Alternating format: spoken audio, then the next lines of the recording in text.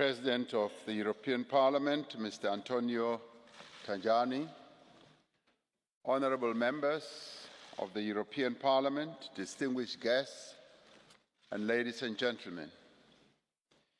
It is indeed a great honor and a privilege to have this opportunity to address this gathering, particularly in the centenary year of the birth of Nelson Mandela, the founding father of our democratic nation, a revered statesman, and a committed internationalist.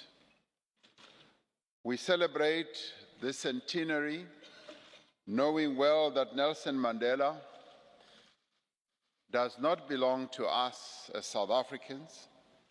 He belongs to all of us and indeed to the world.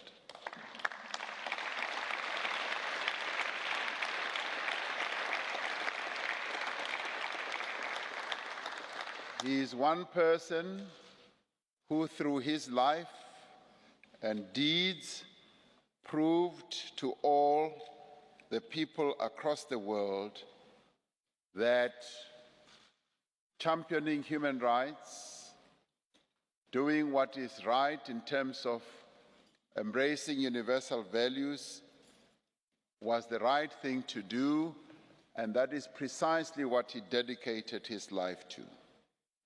He belongs not only to those who lived through the tumultuous events of the last century, but also he belongs to the generations that are going to follow all of us. We live in the world that Nelson Mandela and many other great leaders of his age made. We are grateful to the European Union and to the people,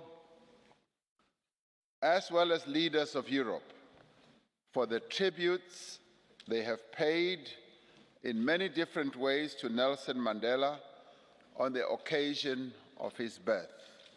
And for this, we thank you from the bottom of our hearts. We say thank you for honoring Nelson Mandela in the way that you have.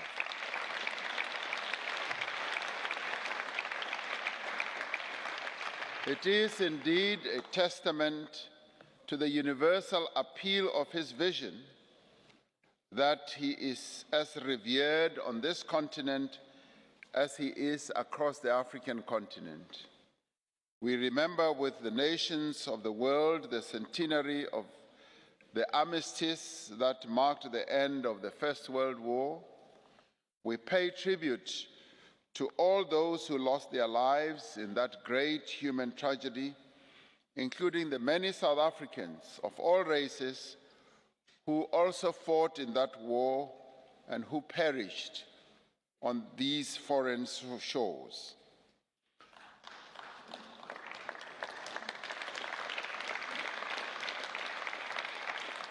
26 years ago, in the city of Maastricht, the leaders of Europe signed the historic treaty that would mark a new era in the continent's history. Now, more than a quarter of a century later, that affirmation of democracy, of liberty, of respect for human rights, of fundamental freedoms and the rule of law continues to endure. These timeless values are indeed beacons of hope in our troubled times. For despite our greatest efforts, the world today is blighted by conflict, poverty, and underdevelopment in a number of poor countries. There is still a lack of meaningful social progress, unrest, and displacement. The specter of the resurgence of racism and xenophobia, cloaked in the mantle of nationalism, is rising and is causing a great deal of concern in a number of places. Unilateralism is on the rise and threatens in many ways to undermine our collective commitment to democratic values and the respect for human rights. Now, more than ever, we turn to our great leaders for strength and inspiration as we seek to resolve the most pressing challenges of our times. We recall their words and their actions as we reaffirm our commitment to democratic values and upholding the rights of every human being. It was the great statesman and friend of the anti-apartheid cause, Olof Palme, former Prime Minister of Sweden, who said, "For us, democracy is a question of human dignity. This includes the political liberties, the right to freely express our views, the right to criticize and to influence opinion. It embraces the right to health, work, to education, and social security," close quotes. This view of democracy resonates with Nelson Mandela's vision of a global community of nations that affirms the centrality of human dignity and strives through all means available to improve the human condition. Just 4 months after his release from prison in 1990, Nelson Mandela paid his first visit to the European Parliament to receive the Sakharov Prize for Freedom of Thought. He used this occasion to thank the leaders and the people of Europe for their contribution to the liberation of South Africa. And I also stand here, like Nelson Mandela, and thank the people of Europe for the contribution that they made to end apartheid, and we say thank you for all the support you gave us during the dark days of apartheid. Thank you very much.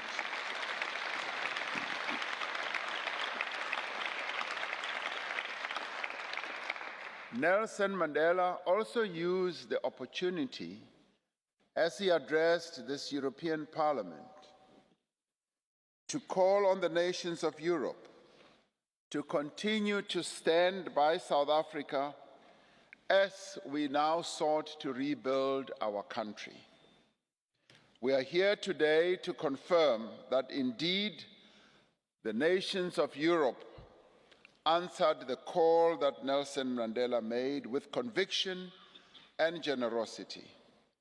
We are here today following in the footsteps of Nelson Mandela to say we would urge you, we would call on you to continue supporting South Africa as it has embarked on a journey not only to reform itself, but to build a new South African nation from the ashes of apartheid.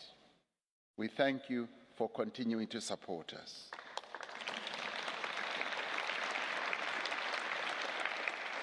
Ladies and gentlemen, the European Union was born out of the need to end the historic divisions on the continent, to create a firm base for the construction of a new Europe rooted in solidarity and cooperation, and to contribute to global peace, security, and development. The countries of Africa have similarly embarked upon a new path of peace, development, and transformation.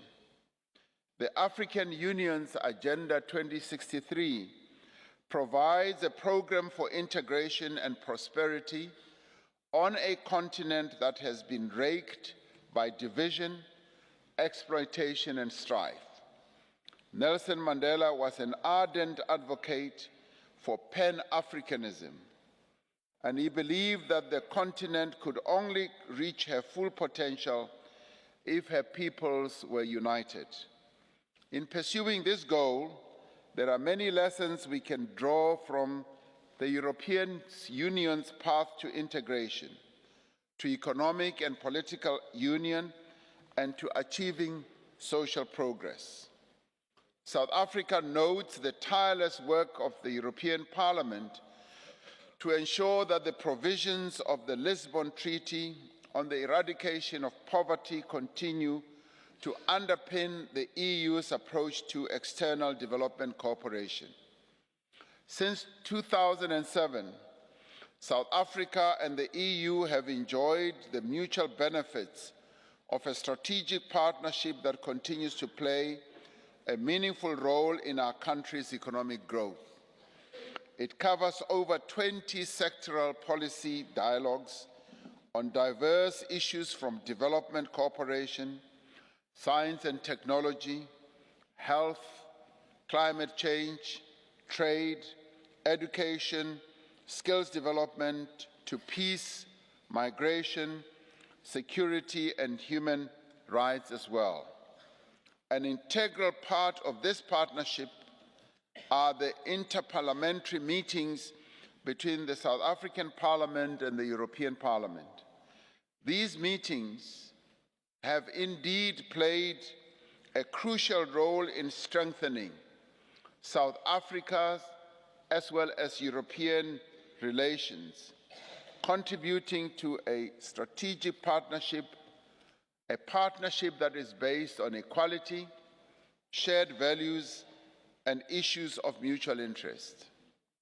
Allow me to express our sincere appreciation for the contribution that the European Union, and in this case the European Parliament, have made not only to the development of South Africa, but also towards the achievement of progress across the African continent.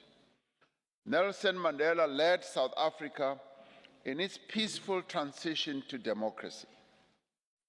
But he had a bigger dream, an Africa at peace with itself and the world. In his lifetime, he supported the African Union's effort towards conflict prevention and resolution, peaceful building, as well as post-conflict reconstruction. He would have joined us in applauding the EU's support to the AU peace and security architecture and its steadfast support for efforts to silence the guns on the African continent for good. He always argued that lasting peace and security on the continent will not be possible without economic development. Without opportunity, without investment, without thriving economies that enable us all to enjoy our place in the sun, we cannot hope to have political and social stability on the African continent. We therefore welcome the support of the European Union for Africa's development needs through initiatives such as European External Investment Plan, the Economic Partnership Agreement, and the new Africa-European Alliance for Sustainable Investment and Jobs. We should strive to ensure that these approaches are developed and implemented in line with Agenda 2063 of the African Union. We should seek to ensure that these developmental initiatives support the establishment of the African Continental Free Trade Area and Africa's overall industrialization, infrastructure development, as well as economic transformation. We need to work together as the countries of Europe and Africa to develop sustainable and humane responses to the challenge of irregular migration. This is a challenge that Europe has had to deal with in recent years. So too has South Africa, and several African countries have had to deal with this challenge as well in a number of ways. We need to work together to address the root causes of irregular migration, which include poverty, inequality, unemployment, economic exclusion and competition for scarce resources. This should be informed by the principles of solidarity, principles of compassion, and by an unwavering commitment to the human rights of all the people of the world. Africa is the cradle of humankind. It is rich in land and water, abundant in minerals, and blessed with a young and vibrant population. It is the next frontier of growth, of innovation, and social progress. To realize this potential, the people of Africa are in the process of uniting themselves. Africa will continue to strengthen bonds of partnership and friendship with the citizens of her sister continents, and in this case, her sister continent, Europe. It is therefore a matter of great satisfaction and promise that our partnership with the European Union is as strong as it has been enduring. It is grounded in responsibility, respect, and mutual accountability. The nations of the EU are a source of investment, trade, skills, and knowledge, which has worked with us as South Africa in our quest to grow our economy and improve the lives of our people. As we look to the future, we continue to count on the strength of this partnership between our countries and our peoples. As we advance forward to address the many challenges that our country faces, challenges of unemployment, of poverty, and of inequality, we rely on Europe to be our partner. Right now, our country is in the process of transforming and reforming itself. We are seeking to create a South Africa that is conducive for investment flows. A few weeks ago, we held an investment conference that attracted a number of European-based companies to come to South Africa, and we were particularly overjoyed when many of them declared that they will continue to invest in South Africa, and we were able at that conference to raise, and another conference that followed, $26 billion that will flow into South Africa, and we are grateful for the support that we have enjoyed also from Europe for that vote of confidence in our economy.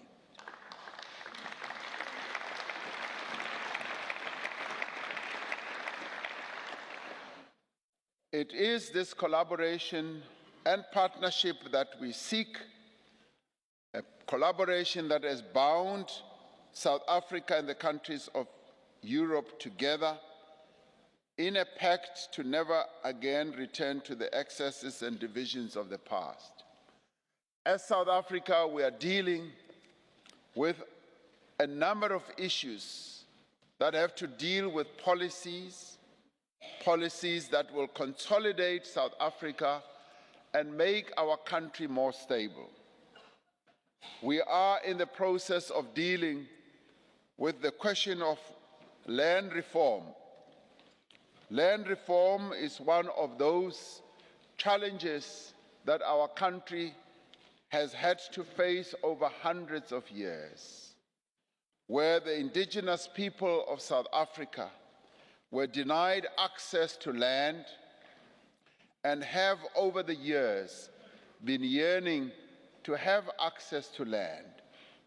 We are now at a stage where we are engaging in a dialogue, an overarching dialogue amongst the people of South Africa, those who own land and those who don't own land, to see how best this important resource can be utilized to develop our country. And through this, the dialogue is leading us to a point where we are seeking to find solutions that will be inclusive, that will enable all South Africans, as we continue to consolidate our nation, to work together to resolve this problem.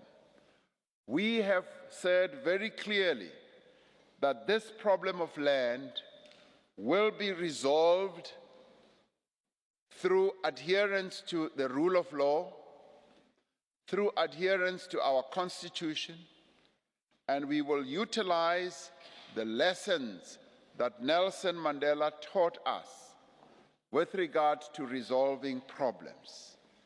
We will resolve this problem in an inclusive basis, respecting each other's human rights, respecting each other's hopes and aspirations, and making sure, like we did when we resolved the apartheid problem, that we resolve it with a view to build a nation from the ashes of apartheid. This we shall do because that is what Nelson Mandela taught us. I can assure you that we will resolve the land issue in line with the values that are enshrined in our Constitution, and when we do so, we will have an all-inclusive solution that will make all the people of South Africa work together and move together into the promised future that we see ahead of us. Unity, thank you.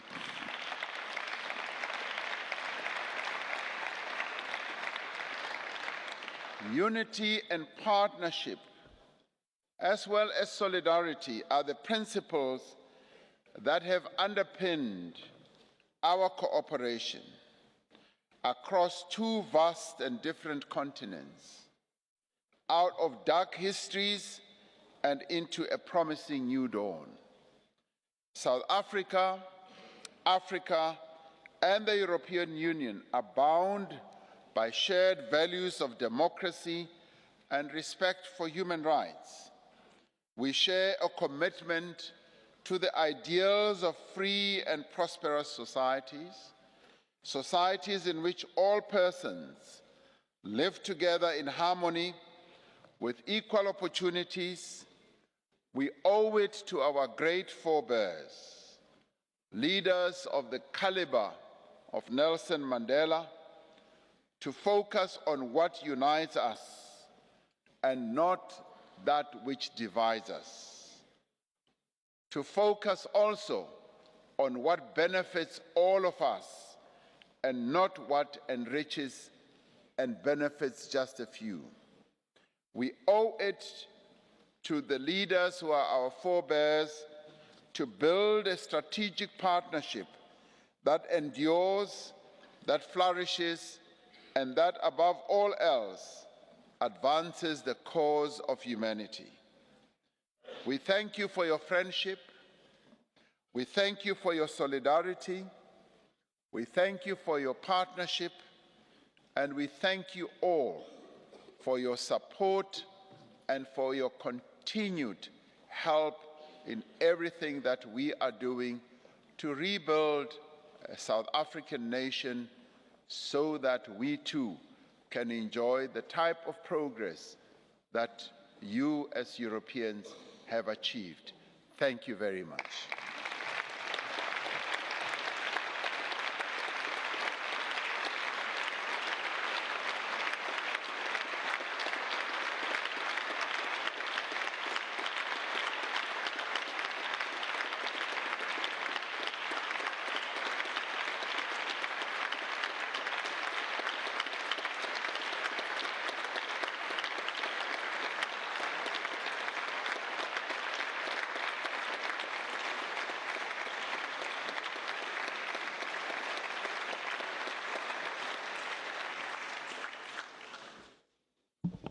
Thank you very much, Mr. President.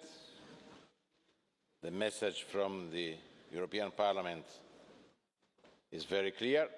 We want to strengthen the cooperation between the European Union and Africa, between the European Union and the Republic of South Africa. Thank you very much for coming.